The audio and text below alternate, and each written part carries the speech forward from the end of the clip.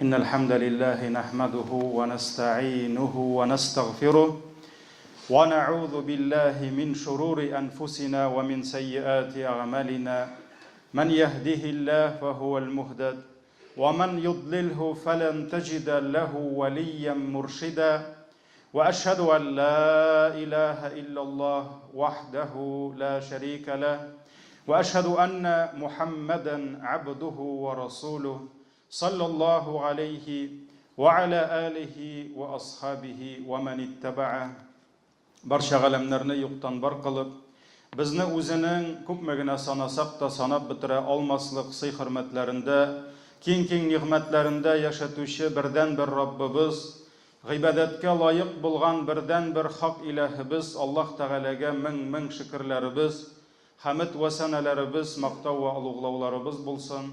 Җирләргә дә, күкләргә дә Аллаһ Тәгаләнең рәхмәте булып килгән безнең өчен иң кадерле, иң сөекле булган Аллаһы Тәгаләнең илчесе пәйгамбәребезгә күңел түрләребездән чыккан дугаларыбыз Аллаһ Тәгаләнең сәламе һәм салаваты булсын. Азиз кардәшләрем, иң элек үземне, аннары соң сезне тақвалыкка чакырам. Аллаһ Субханаһу ва Тәгалә Куръани Кәримдә әйтте: "Я айюһаллазина аману тақуллаһа хаққа туқатih ва ла тамутунна илля ва антум муслимун."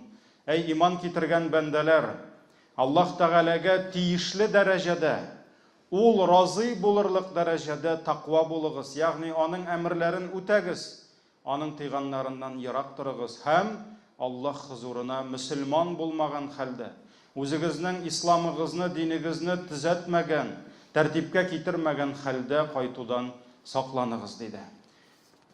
Шулай ук, азиз кардәшләрем, Аллаһ Субханаһу ва Тәгаләнең әмерләрен үтәргә, Аллаһы Тәгаләнең тыйганнарыннан тыелырга чакырамын сезне һәрбер урында, һәрбер җирдә. Сөекле пәйгамбәребез саллаллаһу алейхи ва саллям иттақиллаһа хайфума кунт диде.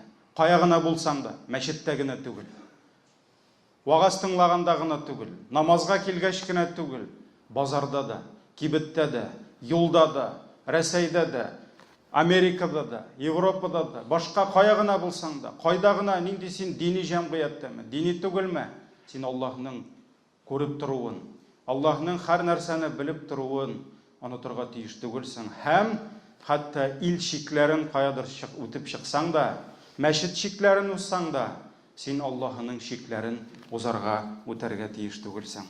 Азиз кардәшләрем, Аллаһ Тәгаләнең кешелеккә булган ахыр мөрәҗәгате Куръани Кәримнең иң беренче ингән аяты Иқра булды.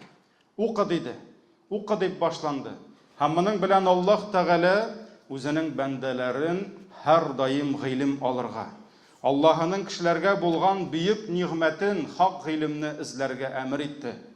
Гыйлем юлына баскан кешене Аллаһ Тәгалә җәннәт бакчаларына булган юлын җиңеләйтә. Абу Хурайра радиллаһу анху тапшыра, сөекле пәйгамбәребез саллаллаһу алейхи ва саллям әйткән: "Ман салака тарикан ялтамису фиһи илман, саххалаллаһу лаху биһи тарикан илал җанна." Бу Муслим риваятында килә: кемдә кем гыйлем юлына басса һәм шушы үзенең барган юлында гыйлемгә таянса, һәр вакыт нәрсә генә булмасын. Менә тормышта нәрсәдер килеп чыкты, минем нәфсем нәрсә әйтер микән? Минем тормыш тәҗрибәм нәрсә әйтер микән дип түгел, Аллаһ нәрсә әйтер микән? Аллаһның илчесе монда нәрсә әйтер микән? Бу хакта безнең галимнәребез нәрсә дип әйтте икән? Менә шушылай итеп хак гыйлемгә таянса, Аллаһ Тәгалә аның җәннәткә булган юлын җиңеләйтер диде. Аңа җәннәт бакчаларына кайту җиңелрәк булыр диде. Шуңа күрә кай вакыт безгә шайтан гыйлемгә нигезләнгән юлны авыр итеп күрсәтсә дә, күп кеше гыйлем алырга ни өчен курка? Чөнки гыйлем алсаң, теге дә ярамый икән, бу да ярамый икән. Шайтан безне шулай гыйлемнән куркыта. Әмма ләкин, валлаһи дип әйтәм, кардәшләрем, әгәр дә син гыйлемгә таянып яшәсәң, синең җәннәткә булган юлың җиңеләячәк. Шуңа күрә Peygamberimiz aleyhissalatu vesselam sahhalallahu lahu bihi tariqan ilal cennet dedi. Allah Teala nafuşu ilim aşa onun cennetke kaytası yolun jingileytir dedi. Lakin cemaat şunu aytırga kirek. Исламда гыйлем алу нинди максат белән башкарыла? Нинди максат белән кеше кулына китап ала, дәрескә килә? Нинди максат белән кеше үзенең гыйлемен арттыра? Әлбәттә, аның иң зур максаты шушы гыйлемне алып, шуны тормышка ашыру. Ягъни, алган гыйлемең белән гамәл кылу булып тора. Гыйлемнең фазилаты никадәр зур булса да, гыйлемне гыйлем алыр өчен генә алмыйлар. Акчаны акча өчен беркем дә алмый. Ул акча белән нәрсәдер тотасы килә, ниндидер файдасын күрәсе килә. Шуның кебек гыйлемне дә мин фәлән аят беләм, мин фәлән хадис ятладым, мин фәлән кадәр китапны укып чыктым дип әйтер өчен түгел. Син шушы алган гыйлемең белән, шушы белгән аятың белән, белгән яңа хадисең белән син тормышыңны үзгәртергә тиеш, тагын да яхшы якка. Син үзеңне үзгәртергә тиеш, үзеңнең гаиләңне үзгәртергә тиеш. Шуңа күрә, азиз кардәшләрем, гыйлемнең иң татлы, иң кадерле җимеше ул гамәл булып тора. Шуңа күрә гамәлсез гыйлем ул җимешсез агач кебек. Гамәлсез гыйлем ул кояшсыз көн кебек. Гамәлсез гыйлем ул җансыз тән кебек. Аның тәне бар, әмма җаны булмагач ни файда? Шуңа күрә кыямәт көнендә без беләбез, Абу Хурайра радиллаһу анһудан килә бик куркыныч хадис. Пәйгамбәрбез саллаллаһу алейхи ва саллям җәһәннәм утын төртеп җибәрәләр ди. Ягъни менә өйдә мунча якканда, учак якканда син чыра алып, шул утынны төртеп җибәрәсең. Менә Аллаһ Тәгалә кыямәт көнендә җәһәннәм утын тагын да кыздырып җибәрер 3 кеше белән ди. Шулай бит? 3 кеше белән. Берсе галим булган, гомер буе гыйлем өйрәткән, икенчесе юмарт булган, гомер буе садака тараткан, мәчетләр салгандыр, кешеләргә ярдәм иткән, өченчесе Аллаһ юлында, җихад юлына басып, шунда беренче сафларда булып, егылып калган, ягъни үзенең җанын фида кылган дин өчен, әмма өчесе дә Аллаһ ризалыгы өчен түгел. Өчесе дә моны Аллаһ ризалыгы өчен түгел, рия белән, мине күрсеннәр, мине зурласыннар, мине хөрмәт белән искә алсыннар дип, шушы эшне рия белән башкарганнар. Шуңа күрә өчесенең дә кылган эшләре файда китермәде. Аларны аякларыннан тотып, фәрештәләр Аллаһның әмре белән утка атачаклар. Шуңа күрә җәмәгать, бүгенге көн без мөселманнарның да бәләсе булган гыйлемнәребез белән без гамәл кыла алмыйбыз. Күп кенә мөселман илләренең дә түбән төшүләренең төп сәбәпчесе хәтта наданлык, җаһилият кенә түгел, бәлки булган гыйлемнәре белән гамәл кылмаулары, дин кушканнарга җиңел карауларыдыр. Һәм шуннан да бүген дә җәмәгать күпме мөселман кардәшләребез исламның иң олуг баганасының берсе булган 5 вакыт намаз турында аның фарыз икәнен беләбез, әмма ләкин намазларны калдыру өчен, вакытыннан кичектерү өчен без күпме сылтанулар, күпме сәбәпләр табабыз. Шул ук ураза булсынмы, шул ук хаҗ, закатларны беләбез, әмма шушы закатларны бирүдән качу өчен күпме юллар эзлибез. Хамыр эшенең, урлашуның, риба кылуның харамлыгын яхшы беләбез, әмма ләкин белгәннәр белән гамәл кылырга ашыкмыйбыз. Бигрәк тә риба, мин монда Казанга күчеп килгәч, мин шуңа гаҗәпләндем. Монда риба күпләр өчен халал. Мәчеткә дә күчегәндә риба Аллаһ Тәгалә күпме аятларда моны харам кылды. Пәйгамбәрбез саллаллаһу алейхи ва саллям күпме хадисләрендә безне кисәтте, риба ашамагыз, рибага кирмәгез ди. Әмма ләкин мне же надо бизнес вести, мне надо народу зарплату платить дип, мең сәбәп табып, күпме безнең белән хәтта мәчеткә йөргән. Мин мәчеткә йөрмәгәннәргә бәйләнмим. Мин үзебезнең кардәшләр өчен борчылам. Берни курыкмыйча рибага керәләр, һәм үзләренә төрле акланулар эзлиләр. Алла сакласын. Гамәл кылу, әле гамәл кылып та безнең ул гамәлебез кабул буламы, юкмы? Ихласлык белән кылынганмы? Әллә теге хадистә әйтелгәнчә, кемгәдер ярар, кемдер күрсен өчен рия белән кылынганмы? Шуңа күрә җәмәгать, монда безгә сораулар күптер. Әгәр дә изге сахабаларның, табигыйннарның тормышларын өйрәнсәк, biz үзебезнең тормышларыбыз белән аларның тормышын чагыштырсак, нинди зур аерма күрәбез. Хәтта күк белән җир аермасы да аз кебек. Алар әллә без укымаган сүрәләрне укыганмы? Әллә аларга безгә ирешмәгән күп гыйлемнәр ирешкән? Әлбәттә сахабаларның гыйлеме. Әлбәттә, табигыйннарның гыйлеме белән безнең гыйлемне чагыштырып булмый, ләкин җәмәгать, аларга да 115 сүрә килмәде. Аларга да 114 сүрә килде. Һәм имам Бухарилар, имам Муслимнар, Тирмизиләр, Ан-Насаи, Ибн Маҗа кебек зур хадис галимнәре аларга бер китапка җыеп, менә хадисләрне укыгыз дип тоттырмады. Алар күбесе шушы бер аятны, бер хадисны табыр өчен хезмәт кылдылар һәм шуны тормышка ашырдылар. Ләкин җәмәгать аерма шунда ки, әгәр дә аларның кулларына бер аят ирешсә, ул аят кайвакыт бөтен тормышларын үзгәртте. Моңа кадәр 40, 50, 60 ел бер юл белән барган булсалар, алар шушы аятны күреп, шушы 40 ел буе барган юллары шушы аятка каршы килгәнне аңласалар, алар аятны бу 40 юлга яраклаштырмадылар, 40 ел барган юлны шушы аятка нигезләп, сүтеп кайвакыт кире җыйдылар. Алар булган гыйлемнәрен тормышта куллана иделәр. Әйе җәмәгать, бүген безгә гыйлем алу шул кадәр җиңел. Бүген безгә ярак җирләрдә йөрисе юк, бер хадис, бер аят өчен каядыр барасы юк. Хәтта кесәдәге бер телефонны чыгарабыз. Анда ничә төрле тәфсир, ничә анда Сахих Бухарийда бар, Муслимда бар, башка күпме фикх китаплары, бөтенесе бар кебек. Ләкин ни өчен аның бәрәкәте юк? Чөнки без бик аз алган гыйлемебез белән гамәл кылабыз. Сахабалар шушы бер аят, бер хадисне дә тормышка ашырганнар. Һәм җәмәгать, менә гади генә бер мисал китерәсем килә. Үзебезнең тормышта булган, ягъни хәерче үзен мактарды, мин үземне хурлыйм. Тормышта менә еш мин аны искә күзәтәм бу әйберне. Менә гади генә азан әйтү. Азан әйтү. Ягъни каршыгы кеше намаз вакыты кергәч, Аллаһу акбар дип азан әйтү. Кай вакыт хәтта без хәзрәтләр, кай вакыт хәзрәт булу шарт түгел, 5 намаз ахирләре кайдыр табигатькә чыгабыз. Кайдыр бер мәчеттә җыелабыз, менә намаз кирде. Шуннан соң сорау туа, кем азан әйтә? Әйдә син әйт. Юк, әйдә син әйт. Юк, әйдә син әйт.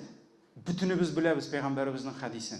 Кимдә кем азан әйтсә, ул азанны кем нәрсә ишетсә, хәтта нәрсә, предметлар, агачлар, үләннәр, кошлар, хайваннар, бишәкләр ишетә икән, бүтүнесе шәһадәт кылачак бу азан әйтте дип.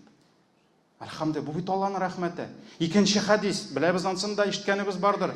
Әгәр дә бер кеше намазга азан әйтеп, хайя аля салах дип намазга чакырып, аның шушы чакыруына ничә кеше җавап бирсә, шуларның бүтүнесенең укыган намазларының савабы кемгә була? Савабы аларны азан әйтеп чакыручыга да була. Менә җәмәгать, менә монда имам булыр өчен, имам булыр өчен ничә сагать әзерләнергә кирәк? Каушап, кирләп сөйләргә кирәк. Әле бер сүзне дөрес әйтмәсәң, кыямәт көнендә нәрсә? Җавап бирергә кирәк. Муазинның эше 3 минут азан әйтә дә, бер нәрсә өчен җавап бирмәй. Безнең инде Сайҗафар хәзрәт ул акыллы, әлхәмдүлиллаһ, минем кебек минбәргә ашыкмый. Мин безгә җавап бирә икән. Муазин ул азан әйтә. Һәм ничә кеше килә, менә хәзер җомгага гына. Монда безнең 2 катта урамда бәлки 300 кешедер, бәлки 400, мөһим түгел, Аллаһ белә. Һәрберсенең намазга килгән өчен, җәмәгать намазында җәмәгатькә 27 тапкыр артык савап булган өчен бөтен кеше ала.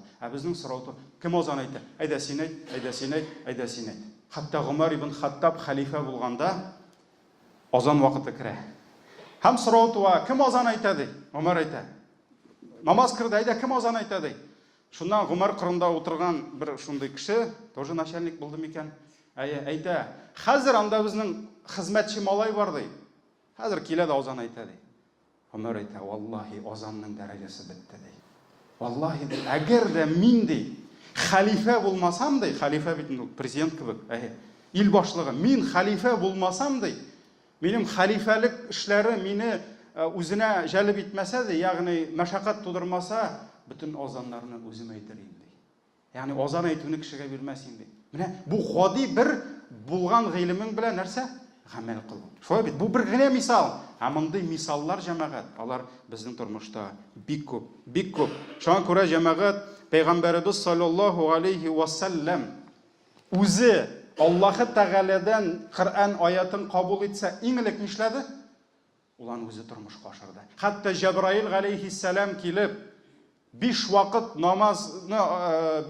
намазны Миграж вакытында Аллаһ Тәгаләдән кабул иткәннән соң Җәбраил галейһиссалам остаз булып килеп, пәйгамбәребезгә шушы намазны башкарырга өйрәтте, һәм ул иң элек үзе шуны башкарды. Аннан соң нәрсә диде? Мине ничек намаз укыганымны күрсәгез, шулай укыгыз диде. Шуңа күрә беренче сөйкле пәйгамбәребез аятны үзе тормышка ашырды. Аннан соң башкаларны шуңа чакырды. Һәм пәйгамбәребез саллаллаһу алейхи ва саллям Коръәннең һәр сүрәсен, һәр аятын үзенең тормышы итте. Менә әйтәләр бит, хаҗаши книга диләр. Менә пәйгамбәребез ул хаҗаши Коръән булды. Менә Коръәнне укырга гына түгел, күрәсен килсә Коръәнне, сахабалар барып пәйгамбәргә карадылар. Пәйгамбәребез сәлам бирде. Бу Коръәннең менә шушы аяты иде. Пәйгамбәр саллаллаһу алейһи ва саллям елмайды. Аның бу елмаюы Коръәннең шушы аяты иде, шушы сүрә иде. Сөйкле пәйгамбәребез утырды, басты, йөрде, кемнедер бастырып сүкте. Бөтенесе Коръәннең шушы аяты булды. Пәйгамбәребезнең һәрбер сулышы Коръән аяты булды. Аллаһ Тәгаләдән вахи белән килде. Һәм шуңа күрә Гайша радиллаһу анһадан сорагач, Аллаһның илчесенең халкы турында, характеры, әхлагы турында нраф дип әйтәбез, сөйләле дигәч, Гайша радиллаһу анһа нәрсә диде? Кана хулкуху Коръән. Аның халкы Коръән иде ди. Менә Коръәнне өйрәнегез, менә аның халкы шул булды диде. Һәм нәкъ шулай аның шәкертләре, сахабалар. Аллаһ алардан разый булсын. Әгәр дә алар бер аятны укысалар, алар бөтен акылларын, игътибарларын җигеп, бу аятта Раббым миңа нәрсә әйтергә тели? Мин нәрсә ишетергә тиеш? Мин, ул түгел. Без бит шундук переадресация ясыйбыз. Ул аңа әйткән, ул аңа миңа нәрсә әйтер? Син беренче үзеңнән башла, садаканы үзеңә бир дигән. Алар уйладылар, миңа нәрсә әйтергә тели Раббым? Бу бит аят миңа. Һәм мин ничек шушы аят белән яшәргә тиеш? Ничек мин тормышымны үзгәртергә тиеш? Нәрсә минем тормышымда менә шушы шаблон, шушы аятка туры килә, нәрсә килми? Менә алар һәрбер аяттан шуны көттеләр, шуны эзләделәр. Без нишлибез җәмәгать? Менә без кулыбызга мусхаф алабыз, ягъни Коръән китабын алабыз. Һәм ачып, өстәге юлдан укый башлыйбыз. Безнең максатыбыз нинди? Астагы юлга барып җитү. Шулай бит? Без өстәге аятны укый башлаганда, biz астагыга барып җитәргә максат куябыз. Икенче битне ачкач, өстән башлаганда тагын аска барып җитәргә. Сахабалар, аларның кулларында мусхаф та булмады. Алар аят, кем тирегә, кем яфракка, кем ташка яза иде. Әле бит Осман ибн Гаффан вакытында гына без беләбез, безнең кулыбызда булган Коръән. Ул да гына әле ничә генә язма булды. Хәзерге кебек типографиялар эшләп, меңләгән, миллионлаган Коръән чыгармады. Шуңа күрә җәмәгать алар менә шушы аятларны, хадисларны тормышларында кулландылар. Алхамдулилlah. Һәм менә кызганыч безгә шушы нәрсә җитми. Без кайвакыт хәтта Коръәнне нигә укыганны белмибез. Мәсәлән, бер вакыт әле түбән Камада эшләгәндә игълан иттек, әйдәгез кардәшләр, менә анда дин городы инде нәрсәдер булгандыр. Әйдәгез ясыйбыз, әйдәгез җыештырабыз, тазартабыз дип. Шунда кардәшләр әйтәләр, кайбер кардәшләргә әйткәч, әйдә килегез әле сездә, менә перчатка бар, бөтен әйбер бар, менә бордюр буяп ятабыз. Нет, брат, я лучше Коръән почитаю. Әлбәттә, берәр галимнән сорасаң, бордюр буяуның савабы, фазилаты белән, Коръән укуның фазилатын сорасаң, әлбәттә ул сиңа әйтер, Коръән укуның фазилаты зуррак, ләкин сорау туа, нигә соң син Коръән укыйсың? Әгәр дә ул синең Коръән укуың сине изгелеккә этәрмәсә, Коръән укуның максаты бит Коръән укугына түгел. Ул синең тормышың үзгәртергә. Шул Коръән укыганнан соң синең хезмәт итәсең килергә тиеш. Син Аллаһны яратасың, аның йортын яратасың, аның мәчетен яратасың. Ул бит Юсуфның бордюры түгел, Юсуфның кыймасы түгел, Аллаһның кыймасы. Аллаһ йорты. Шуңа күрә җәмәгать кызганычка каршы без әле гыйлем алуның төп максатларын аңлап бетерәм. Бәлки без даруны дөрес кулланмыйбыз да. Дару бит шул ук дару сахабаларда булган. Нигә ул аларны үзгәрткән? Безне үзгәртми. Бәлки без бил авырткач аптекага барып сораганбыз да, яки врачка барып. Ул безгә маз язып биргән. Маз аркага сөртергә. Без аның инструкциясын укып торасы килми, без бит былай да акыллы. Без аны кайнар суга салдык та мазны булгатып эчтек, бик авыртса да, бик ачы булса да. Һәм көтәбез, бетәме инде, юкмы, Анда син кара, анда бит язылган. Аны чәсе түгел кайнар суга булгатып, аны аркага сөртәсе. Шулай бит көнгә беренче тапкыр. Бәлки без дә Коръәнне дару икәнен беләбез, бәлки без аны дөрес кулланмыйбыз да. Бәлки безнең бөтен максатыбыз аның хәрефләрен генә чыгарудыр хәзер. Әле ярый Коръәнне дөрес итеп укый белсәк, ансы да зур бәхет. Ләкин бит сахабалар күргәнебезчә аны тормышка ашырдылар күбрәк. Аның мәгънәсен өйрәнделәр. Шуңа күрә җәмәгать аларның тормышлары башка булды. Карагыз, Абу Бәкр радиллаһу анху. Нинди генә изге гамәлен алма, ул беренче булды. Ул икенче булмады бер кашанда. Һәрвакыт беренче булды. Кемгәдер садака бирү булсын, Абу Бәкр беренче булды. Кемгәдер ярдәм кулы сузу, барып ярдәм итү булсын, Абу Бәкр беренче булды. Намаз уку булсын, Абу Бәкр беренче булды.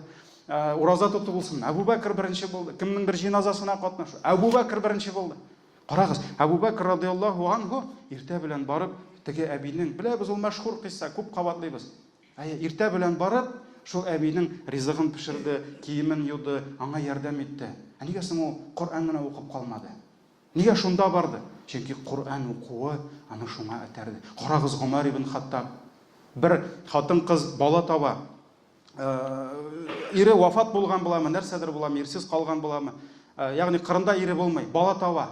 Гомар ибн Хаттабка шул хәбәр килгәч, төнне белән хатынын җитәкләп, Гомар китә шул хатынның өенә, хатынын кертеп җибәрә өенә, бар, ярдәм ит, кирен җу, баласын караш, бәлки йоклап торсын, баласын карап тор дигәндер, белмим, мөһим түгел. Төнне белән чыгып китте теге хатынга хезмәт итәргә. Аның биткәнмени башка эшләре Гомарның? Аның күп эшләре булды. Хатыны кирип китте өйгә, өен җыештырышырга, ашарны пешеришергә, киемен юырга, Гомар шунда утын җыеп, шул хатынның ишек алдында ризык пешерде. Һәм шул ризык пешергәндә әйтәләр, утынның төтене күзенә кирип, Гомарның күз яшьләре чыкты ди. Һәм бу нинди Гомар? Шайтан курка иде моннан. Шайтан үзе курык, бүтән дошманнар курыкты. Ничә илләрне алган Гомар бер хатын бала тапкач, шуның ишек төбендә ашарга пешереп тора. Күзеннән яшь ага, төтен кергәч. Менә шулай булдылар алар. Һәм моңа сирадан, сахабалар тормышыннан моңа бик күп мисаллар китерергә була. Шуңа күрә, газиз кардәшләрем, нинди генә гыйлемне алсак та, үзебезгә максат итеп куяк. Мин бу гыйлемне тормышыма кертергә тиеш. Мин бу гыйлем белән наданнар каршында галим булып йөрер өчен түгел. Мәҗлесләргә җыелгас, бәхәсләшкәндә bütünüsün җиңеп чыгыр өчен түгел, но бастым bütünüsün. 3 кенә аят китердем дә, бер хадис китердем, аның өчен түгел. Мактану өчен, масаю өчен түгел, тормышыңны үзгәртү өчен. Һәм ул синең тормышыңны үзгәртми икән, димәк ул гыйлемнең сиңа бәрәкәте юк. Шуңа күрә Раббым һәрберебезгә файдалы, хәерле гыйлемнәр бирсә иде, файдасыз гыйлемнәрдән сакласа иде, һәм булган гыйлемнәребез белән гамәл кылып, Аллаһның ризалыгына ирешергә насыйп итсә иде. Баракаллаһу лана ва лакум фил Qur'анил азим ва нафa'ana bil ayati ва zikril hakim innahu huval ghafurur rahim. Astaghfirullah, astaghfirullah, astaghfirullah. Ya Rabbana.